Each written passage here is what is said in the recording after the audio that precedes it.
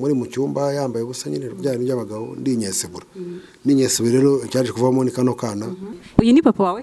Ni papa. Ubwo ni Njuga nande? Ubwo ni Njuga Christian na n'uwo bita Shadiya yari habara ryanjye.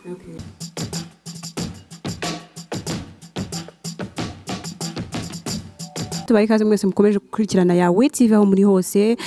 Reka mbwire wowe utarakora subscribe kugira ngo uyikore kugira ngo ujye ubona ibiganiro byacu. Ni Ange nk'isanzwe nkuko muri kubibona, ndi kumwe n'umwirabura ndetse n'umuzungu.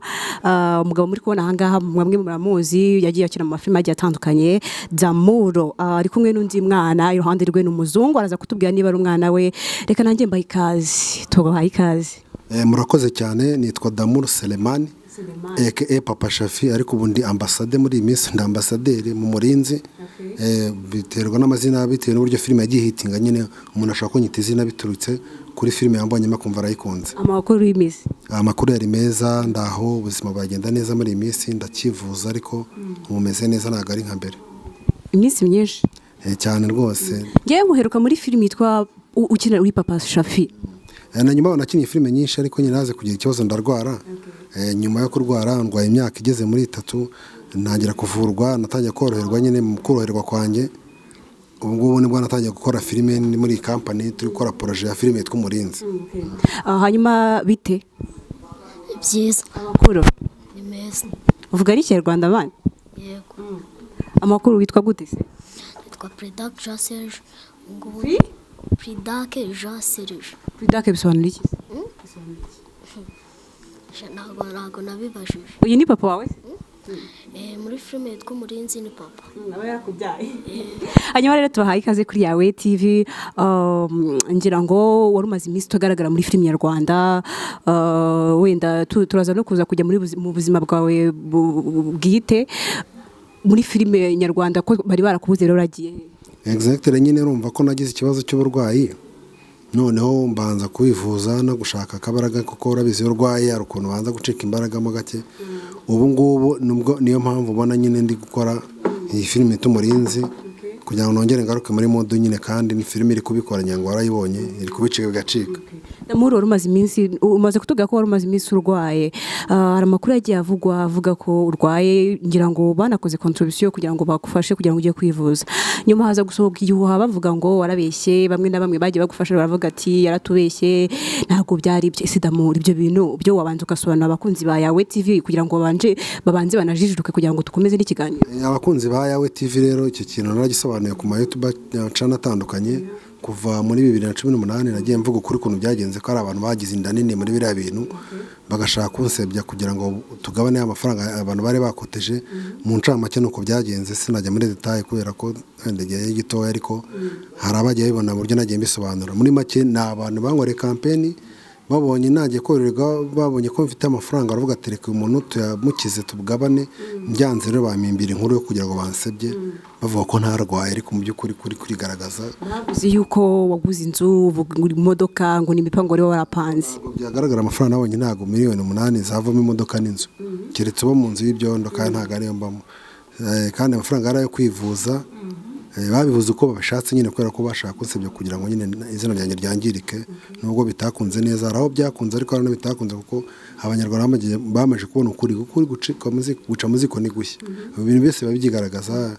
Nta amafaranga ngo nivuze narorohewe, kandi ndacyafite nango ndo kujya mu Buhinde nkuko byari byapanzwe. Nubwo ndende inkunga yahagaze, ariko hari undi ufasha nabonye gukomeza kunjyana mu Buhinde, n'abanyarwanda zibona nagiye mu Buhinde nyine uko bari babiteguye. Hanyuma ayo mafaranga wari warabonyemo izo miliyoni 8, waba warazikoresheje cyangwa se ziracyari kugira ngo zizagufashe kugira ngo? Zimwe zarankoreshe kubera ko maze iyo myaka 3 ari ibintu byinshi nagiye nyakoresha, kwivuza, yarugura imiti, kujya kwa muganga, amarejime nategwa n'abaganga, ariko hari n'andasigaye azamfasha bwo kujya mu Buhinde, urwego rw'amatike, kwishyura umuntu uzampa impyiko n'ibindi byose, amaviza, kununga muri za restaurant. Ntabwo arashire ko nyine ibikorwa yateganyije n'icyo agomba kuzakora. Hanyuma se wamaze kubona umuntu uzaguha impyiko cyangwa se uracyamushaka? Impyiko naramubonye n'ibizame twarabihuje, ubu turi muri procedure zo kuzagenda. Sinzi nibuka neza, Asia niwe wagiye kuri ku mutangazamakuru avuga ko wabakoresheje kugira ngo ubashe kubona amafaranga, kandi Asia ari mu bantu mwagiye mukirana amafilime agiye atandukanye nkeka ko muri Close Friends sinzi niba ariko nabyita ariko wabonaga ko hari ukuntu muri inshuti hari ukuntu umuntu ababanye n'umuntu bitewe n'ibyo bakora bakaba inshuti. Asia we yaba yarabeshya abantu bari baje bavuga ati se Asia yamubeshya ari inshuti ye, ibyo bintu nabivuga yi Asia uburyo ba promotinze inkuru ye bayi promotinze uburyo etayivuze bashyiramo amakabya nkuru ariko ntabwo yigeze avuga ko ntarwaye.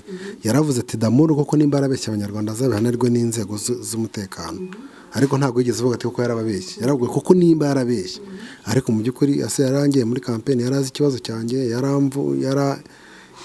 yankore campaign nta n'ikibazo dufitanye, kuko na nyuma yaje kuvugisha ukuri avuga ati cyatumye mvuga kuriya ni igitutu cya Dekati, kuko Dekati yabahamagaye bari muri Kenya n'abamajanti bavuga ibintu mbese bari ku gitutu ko yari yabateye ubwoba. Muri Dekati baba barabahamagaye se? Dekati nabo bahamagaye bari muri Kenya ababaza ku kibazo cya Damura babwira ko byamenyekanye ko Damura yabeshye ngo mufite ibibazo ngo nimujyana mugana polisi iti bafata batangira kwisobanura barya indimi mu majanti baravugishwa nimba urwaye bateye simbiza, ariko ndakeka ko ariho byaturutse ibyo bintu. Dekati satera ubwoba ku buryo yavugisha umuntu akahita avuga ubwo. Dekati yari akaze hano mu Rwanda, umuntu wese yavugishaga nyine.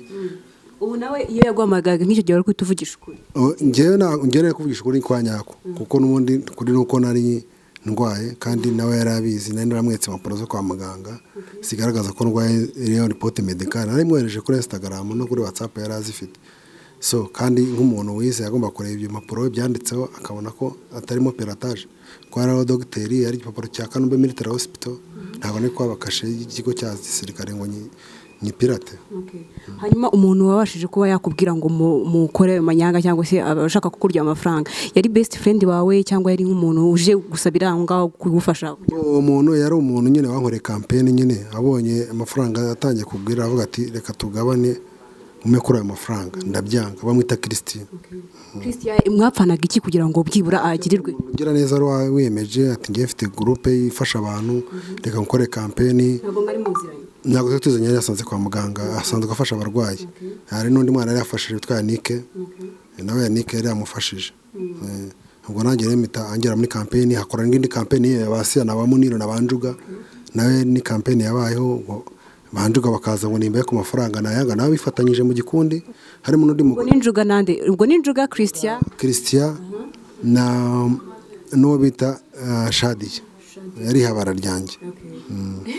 Yari habara ryawe. Ubwo Shadiya turamuzi muri industry ya filime cyangwa yari habara ryanjye bizima busanzwe nyine, ni wari warandwaje nyirwara bwa mbere. Ubonye yuko babonye yuko nta mafaranga ushaka kuba batangira baragusebye? Yego no byaturutse rebye. Ubu ngubu se muravugana nyuma yuko babonye ko nta kigenda? Ngewe narababare nta kibazo mfitanye nabo n'abandi. Ujya muvugana se cyangwa wenda abo dushoboye guhura turavugana, njuga tujye duhura tukanagana tugaciringa. Uwo Christian tutarabonana, uwo Shadiya turandikirana kuri WhatsApp ngamusuhuza nkamubwira byararangiye, narababare namwe. Azajya nakwandikira kubwira ngo musubirane? Oya. Ntabwo byo gusubirana biri. Ufite yundi rwose? Ngenda mufite. Abana by the way nabonye ufite n'impeta, gerageza wereka abantu ko murimbo nako marambaye kugira ngo abana bareke kujya banyirukaho nyine. Kandi hari abana bakwirukaho? None si ndi umusitari kandi n'umujene. Twinjiye muri industry ya filime, kuri ubu ngubu dusanze kuri set uri gukina filime. Iyo filime yitwa gute? Ese wagarutse gute muri industry ya filime? Iyi ngiyi ntabwo ndi kuyikina, ni filime ndi kuyobora yitwa Urugo rw'imiruho. Nabayemo director, ahubwo filime ndi gukina niyo filime bita Umurinzi. Ica ku rubuga rwa YouTube channel bitwa Asaf Cinema. Niyo filime maje gukora, ubu ngubu niyo ndimo ndakina. Urebye uri umukinnyi wayo se cyangwa uri na director cyangwa se uri n'umwanditsi? Muri filime mba ndi umukinnyi w'imena. Uyu mwana ureba aba ari umwana wanjye. Ariko waramubyaranye n'umuzungu? Bana nabyaranye n'umuntu muri Philippines. Muri Philippines. Serge amakuru nanone? Muri filime y'Umurinzi ukina muri nde? Namo nitwa Brian, ndi umwana wa ambasaderi. Papa wawe se ubona ameze ate, ubona yitwara ate muri iyo filime? Mbamwanga cyane nyine kubera numvishe ko yanyiciye mama. Aba yarakwiciye mama wawe? Mbamwanga. Ubundi ugakora iki se, witwara gute wowe iyo umwanga, ukora ibiki kugira ngo umurwanye? Nyine ubwo nize kurwana. Uzi ko ngufu? ndi kwiga kurwana nyine ngo nzakubite papa. hanyuma se watangiye gukina filime ryari watangiye kumenya ko ufite impano yo gukina filime ryari Umurinzi niyo filime ya mbere nyine kugira ngo ninjire mu bintu byo gukina filime narebye filime bita Baby Police ndeba abana bayikina numva nanjye natera akaguru mu kandi ranshimisha rwose nawe ndavuga ati nyine filime byaba ari neza. mu rugo se ubana nandi Na papa. ubuzima busanzwe Na papa. ninde munyarwanda se uri papa wawe na mama wawe ninde munyarwanda Papa. mama wawe ni iki Umurusi. n'umurusi ubwo se ikinyarwanda ntabwo cyakugoye kukiga cyangwa wavukiye mu Rwanda Navukiye mu Rwanda. ururimi rundi uvuga N'ikirusiya nyine icyo banyigishije nicyo mvuga. wantuza mu kirusiya nubwo nakiza ariko nyine ubwo urananyigisha tujye kuba inshuti se njye nawe Ntabwo nyibuka. ntabwo ukibuka Nabaye nyiretse. gushyigikira muri Kibuka. kukibuka hanyuma ninde ugushyigikira kugira ngo uze gukina filime kugira ngo uteze impano yawe imbere Nyine umubyeyi wawe abonye ko ufite impano ntabwo yakubuza kuyikora. Papa aranshyigikira. aragushyigikira hanyuma se wahuye na Damuru gute kugira ngo abashe kugushyira muri filime cyangwa mu kinani Ibyo babibaza manager wanjye. manager wawe ninde manager wawe ninde Methode. ari hano se ari hano Oya. Naho hari. hanyuma Damuru umwana wamugiriye icyizere gute kugira ngo abashe kwinjira muri filime yawe ubona ashoboye ubona uyu mwana dufite kampani ikomeye bita Asaf Cinema. Ni kampani ifite amafilime menshi nta nubwo ari filime yonyine imwe iriho hariho Umukazana w'ibanga akabaho iyo filime bita Umurinzi n'izindi hariho nk'amafilime ageze nko muri 5 kandi meza y'ikinyarwanda dufite team technique nziza dufite uburyo bakoramo casting ni mwana rero ya castingzwe n'ababishinzwe muri kampani yacu hari manager nyine wacu ita Methode n'abandi nyine bashinzwe kwandika babona umwana arashoboye kandi bijyanye na story twari dufite y'Umurinzi niyo umwana yarokriswe bamukasha casting basanga arabishoboye tuhita tumushyira muri projet. ntabwo nibuka neza zizi ariko genda byibuka kera najyaga ndeba filime zawe ukina muri Papa Shafi kuki kenshi muri filime bakunda kugora filime uca nk'inyuma umuntu ukina filime reka nabyita ko ari bakuhaye nka role yo kubindaya kubera iki urabimerita urabikunda cyangwa se uri nayo mu buzima busanzwe ubuzima bwa filime n'ubuzima bwo hanze biratandukanye kandi nta nubwo ari zo role nkina gusa rero tuvuge nko mu Murinzi nyina ndi the band nyina ndi umugome mfite ibyegera mfite abarinzi wumva hazazamo torturing mu bantu bazaba baramemukira umwana kandi umwana wumva mbanarisha umubyeyi we ntago mba mbese ndi umubyeyi mwiza mba n'umubyeyi mubi umva mba mfite abantu mbohereza kwica kugira gute nizo sene zijyanye n'ubuhehesi rero nazo ndazishoboye kuko ni ukujya muri mode iyo ujya muri mode ubundi ukiniye abantu bakakubonamo icyo kintu ko baba bemeje babahaye ko muri filimi nyinshi zose ubu ukinamo hariya kandi ngira ngo iyo bagiye nko kuhitamo abakinnyi bazakina bareba nka role ubu nge ndamutse nje muri filimi babona bamiye role gereranya waba nk'umusireye umusireye barambwiye impamvu uvuze ngo kuba umusireye kurabona look yawe ufite taye nziza amataye inyo mu nda zero twa make up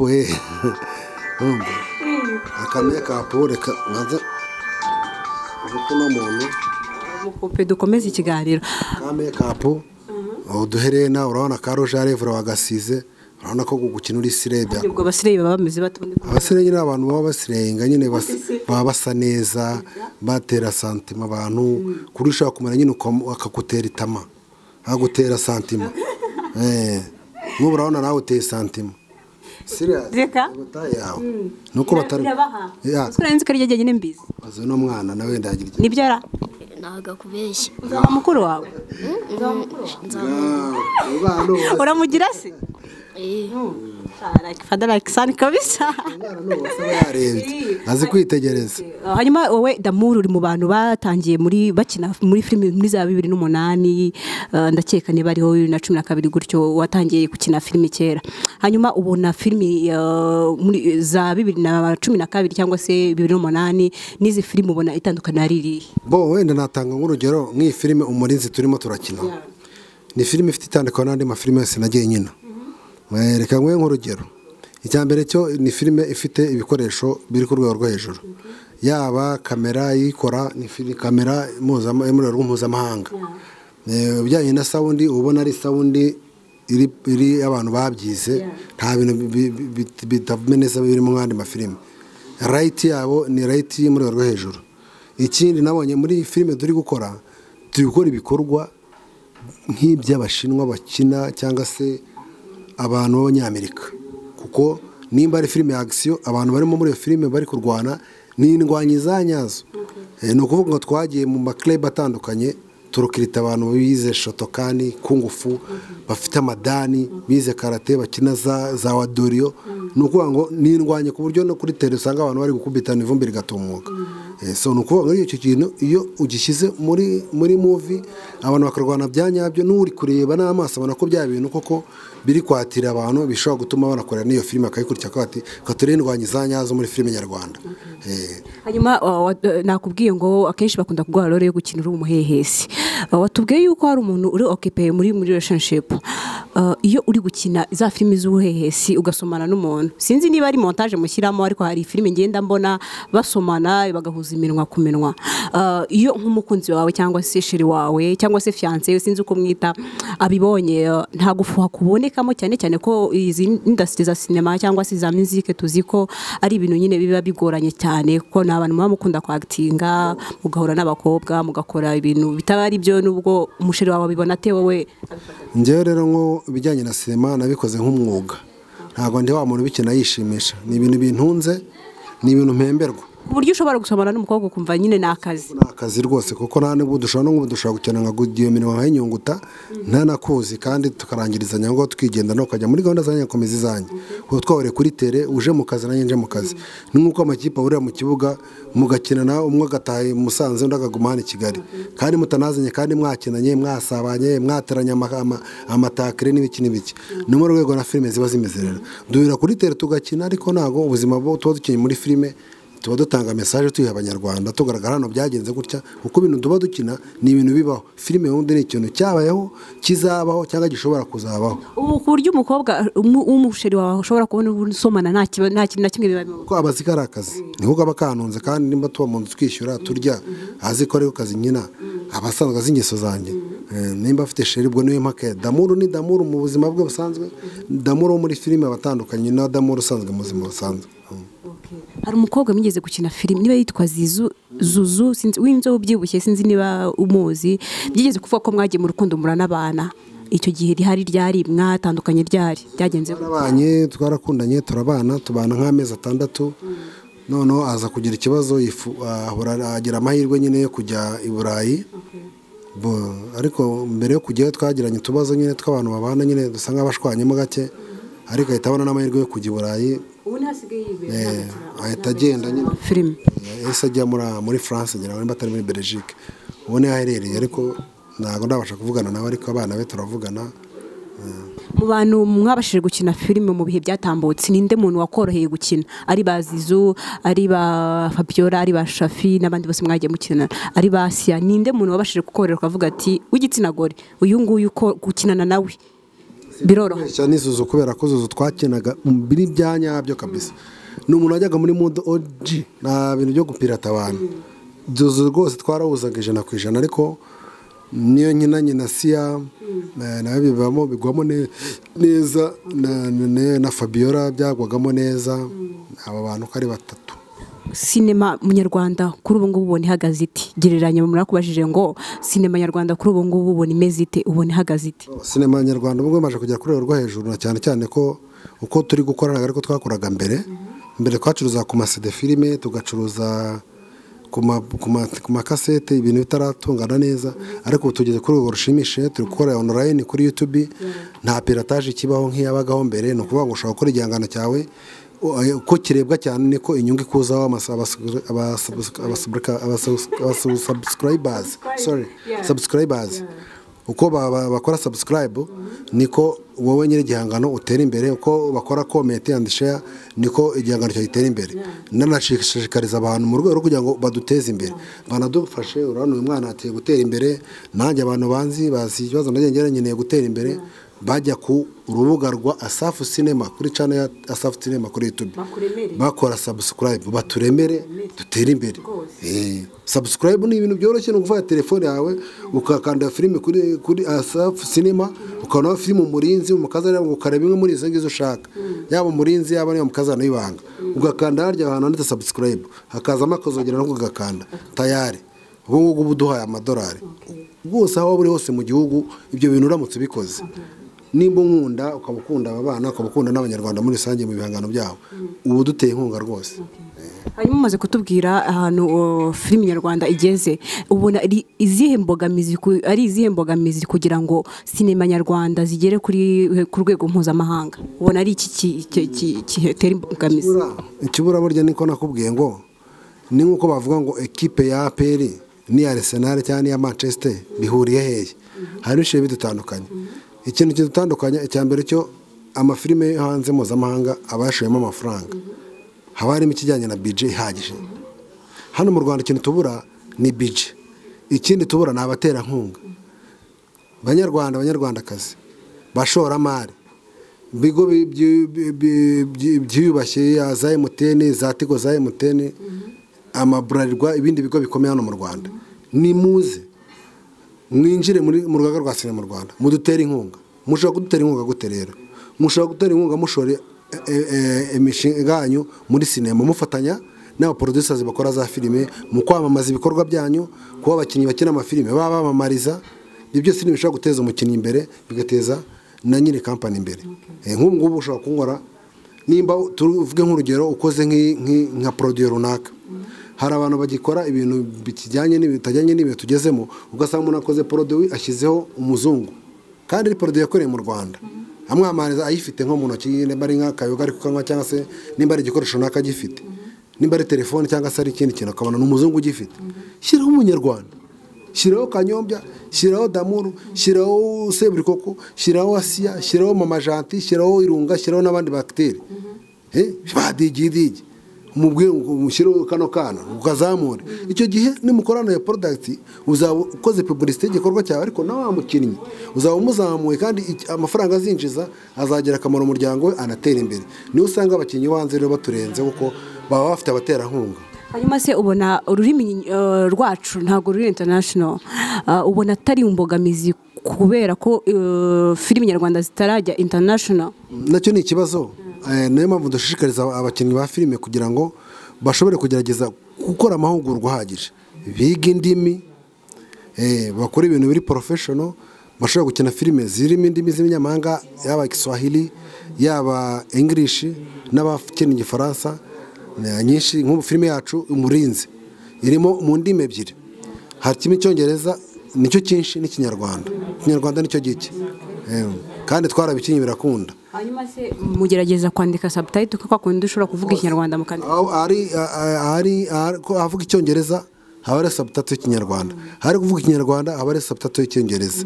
Urumva ku buryo umuntu wese uranze ashobora kureba filime akayimenya ikiri kuvuga kandi noneho ikindi kirimo kikatangaza twagerageje kwishyiramo abasobanuzi baryoshya amagambo. Iyo filime isobanuye mu kinyarwanda ku buryo ushobora kuyireba ukaryoherwa ibikabyo birimo nimba ari umugere bateye ya magambo y'umusobanuzi akurikizaho ugasanga filime irushaho kuryohera umunyarwanda uri kwumva.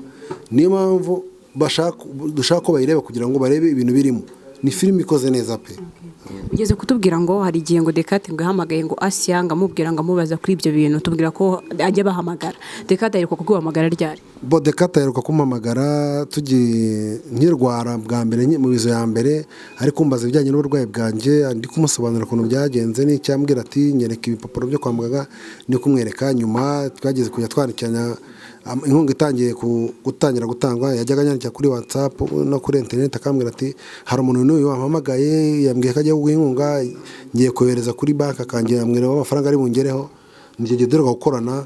Nyuma amaje kuzana ibyo kumusebya kubera amagambo yari yumvishe no kumva wenda ko atarahari sinamurenganya nibwo habaye ibintu byo kusanga tuvugana nabi nanjye muvugana ndavuga ni warame mu cyabansize ibyondo ariko nyuma ngira ngo yaje gusobanukirwa musaba imbabazi wenda ko twavuganye nabi kandi yaramfashije kubera ko amafaranga naba narabonye Dekate avuye kuri Dekate ni menshi pe. Byonyine nibyo nanabimushimira kuko yangira akamaro kandi baracyamfasha mu buryo bwo kwivuza. hari ukuntu abantu babona Dekate cyangwa se bumva Dekate kuko nta nubwo bamubona ko abenshi ntibamuzi wowe se uramuzi ubundi Dekate ngewe muzi ku ifoto ariko ntabwo muzi live nta nubwo tugeze duhura ariko nkurikije uburyo ari umuntu witanga ufasha abanyarwanda ufasha abantu benshi bababaye Dekate ni inyamibwa kuri ngewe numva nta kintu n'abandi hafi ya bose yagiye aremera abantu benshi kandi bababaye ni umuntu ukwiye gushimwa nubwo itangazamakuru rye hari abo risenya ariko ni business hari n'igihe avuga n'ibintu biri byo hari n'igihe ashobora kubona avuga n'ibitari byo kubera business gusa ibyinshi avuga nibigira abantu akamaro umubona gute ubona ateza imbere entertainment cyangwa se ubona yayiteza imbere kubera ko byatumye showbiz ishyuha bituma abantu bitabira kureba kuri YouTube channel bituma abantu bagerageza gukurikirana ibitangazamakuru binyuranye byatumye rero showbiz ishyuha kandi ikipe ije mu kintu ukabona kirashyushye iyo kipe iba ari inyamibwa benshi bavuga ko ari umustranger ajya tukana no kuri ba mama babo ukumva nyine afite indangagaciro zitari nziza cyangwa se afite imyitwarire itari myiza Dekate ntabwo ajya tukana ahubwo atukana uwo bita sinzi ukuntu bamwita izina ryibagiwe n'undi nawe uba muri Amerika sinzi ukuntu yitwa bamwita nimba ari Jayz Kasuku media bita Jayz niwe ugituka abantu ngo abaningegera ngo n'inzererezi ugasanga byavuga rwose nawe yaragututse kunuka gusa yaranyendagaje we nta nubwo njya mvugana nawe ntabwo wanabyemera nta nubwo nanabyemera kuko nta nanze wapfa kuvuga n'ibyo abonye nta nubwo abazi n'umuntu naba na Dekate aba yanakuremeye wowe nta nubwo anashobora no kuremera ubona se we ubona ari iki ubona ari ibintu ntabwo ibyo akora ntabwo ari byiza byo guhara bikaba no gutukana ntabwo ashyiramo disipurine ariko Dekate nta kibazo cye hanyuma se Damuru arateganya kuzarushinga ryari ngira ngo Damunge nagiye ndeba filime kera ndi umwana singiye kuvuga ko ndi umwana singiye no kuvuga ko uri mukuru ariko najyaga ndeba za filime za Bashafi zaki hanyuma wowe urateganya kuzakora ubukwe ryari cyangwa se kwimariya kugira ngo witwe umugabo mu rugo mbere nta musheri nari mfite ariko ubu naramufite yitwa Dorini ni umusirikare aba mu kigo mu bice by'i Kanombe niwe sheri wanjye niwe numva tuzubaka n'urugo niwe muza ryari nyine urateganya kuzabana sheri ni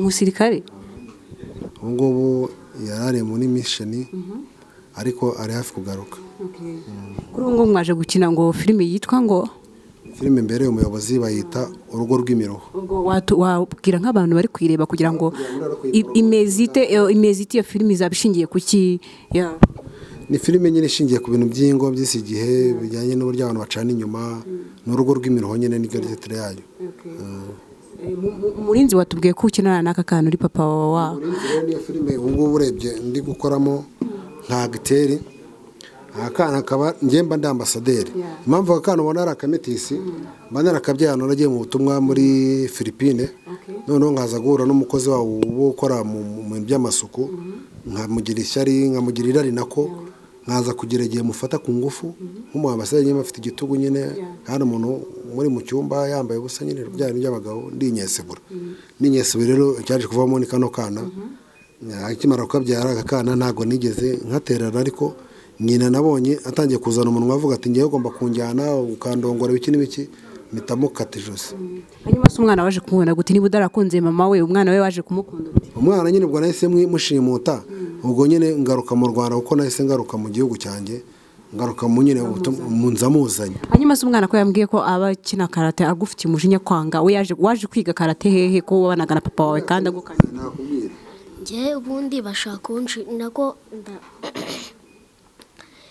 ukuntu bigenda hari umusinzi untoragura banshimusi ari papa wagushimusi hoya ni uwundi muntu nyine papa afite undi mukozi bita Stella ari uri kunshimutisha hanyuma uje kunshimuta agahura n'umusinzi mu ishyamba akamunyaka uwo musinzi nyine azi kungufu agatangira kunoza kambaza impamvu nshaka kwiga kurwana nkavuga ko nshaka kuzakubita papa ufite papa se kuzamwica se ngo yakwiciye mama wawe ese ubundi umenya gute ko yishe mama wawe nyine uwo mukobwa ngo ni Stella mba narabyumvishe bwa mbere akiza hoya aho naba ngiye kure ubundi umurinzi undinda aza kunshaka akambona ngiye n'uwo musinzi akambwira ati tugende papa aragutegereje hanyuma nkavuga ati sinshaka gutaha, ngatangira kumuganirira inkuru. Uwo mukobwa ngo ni Stella aje mu rugo bwa mbere, yaraje paramubaza ati mbaza icyo ushaka cyose kuko ujya kugera ahangaha nanjye nabanje kukumenya. Stella aramubaza ati mama w'umwana wawe arihe?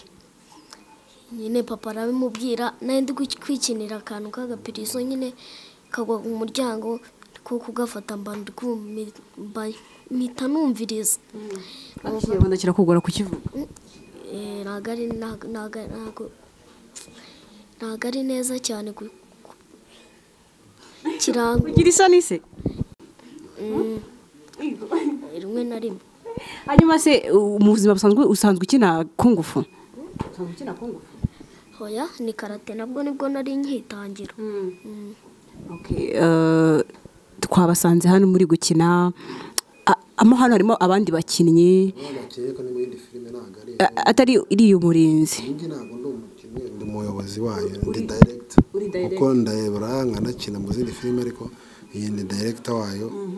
nayo ni filime ndukwayo ntahure na projet yacu umurinzi. Niyo filime waherukaga gukina atari umurinzi?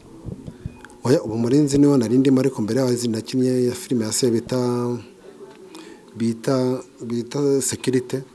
Nari ndimo ndakoramo ubwo ntiramo Asia n'abandi bahanzi Mamanike, harimo na Nkota Eugene.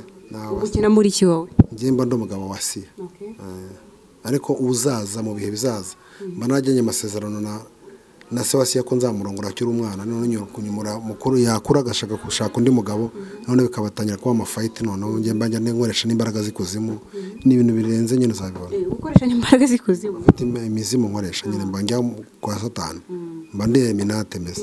Nibutse indirore bajya bakunda kuguhereza kugira amahane cyane, uri umwicanyi, ugirwa nabi. Ubuzima busanzwe kugira amahane ntayo, nyine ni ya mudu nkubwira nyine yo kujya kumenya igikorwa uri gukora ukagikina neza ukataka nyine.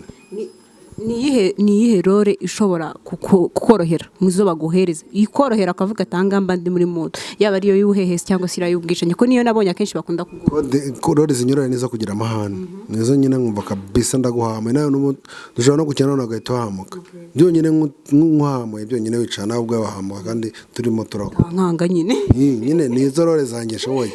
Izo ngizo bazimpaye kabisa gukangana, umva ndagukanga niyo turi gukina, iyo utajya no muri mode ukayijyanwamo ni sauti yanjye. Nta munsi wari wajya mu muhanda bitewe na filime waba warakinnye y'ubugome, reka mbyite gutyo, umuntu akikanga bitewe n'uko akubonye?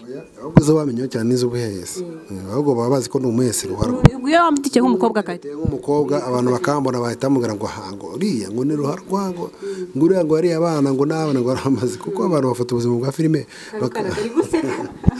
ariko vara ibintu by'amateka. Rero bakavuga ati uriya muntu yamaze abantu, ari hano umuhehesi ni ndabona ushoboza ko ndinda ruharwa. Hanyuma turi kugana ku musozo, ndagira ngo ubwire abakurikiye Yawe TV by'umwihariko abakunzi bawe, ubabwire social platforms ukoresha kugira ngo bajye babona ibihangano byawe, filime se umurinzi yica he, bashaka Damuru bamusanga he, bashaka kumufasha. Ku giti cyanjye ku platform zanjye ni Instagram ni Damuru Selemani, WhatsApp ni 0789336848. Ariko ibyo ngibyo ni ku buzima bwaje busanzwe, ku muntu ushaka ko duciringa, ku muntu ushaka kunganiriza, nta bindi ntago bikora business. Business sinyikorera kuri Asaf Cinema, YouTube channel ya Asaf Cinema niyo waca filime umurinzi, hagacana filime bita Mukazana. Ushaka rero kugira ngo dutere inkunga cyangwa nzamure mu bijyanye na sinema cyangwa ugire n'ikintu zambara kuri kampani yanjye, nuko ujya kuri channel y'umurinzi nako ya Asaf Cinema, ugakora subscribe, urumva, ugakora share, ugakora na comment. Icyo gihe uzaba uzamuye kampani ndimo, uzaba uzamuye abakinnyi dukorana, ese n'inkunga ishimishije mu rwego. Kandi ndakeka ko iyi Yawe TV ni filime ni channel ikurikirwa n'abanyarwanda bageze mu 180 ndakeka ko abantu bose bayireba bayikunda, nibakora subscribe kuri Asaf Cinema no kora Yawe TV bazaba guteza muzamuturemeye babyeyi rwose, muzamuturemeye. Okay, gagira ikintu usoza ubwira abakunzi bawe, abafana bawe, abagukurikira, sibyo? Wigira isoni. Ikintu nababwira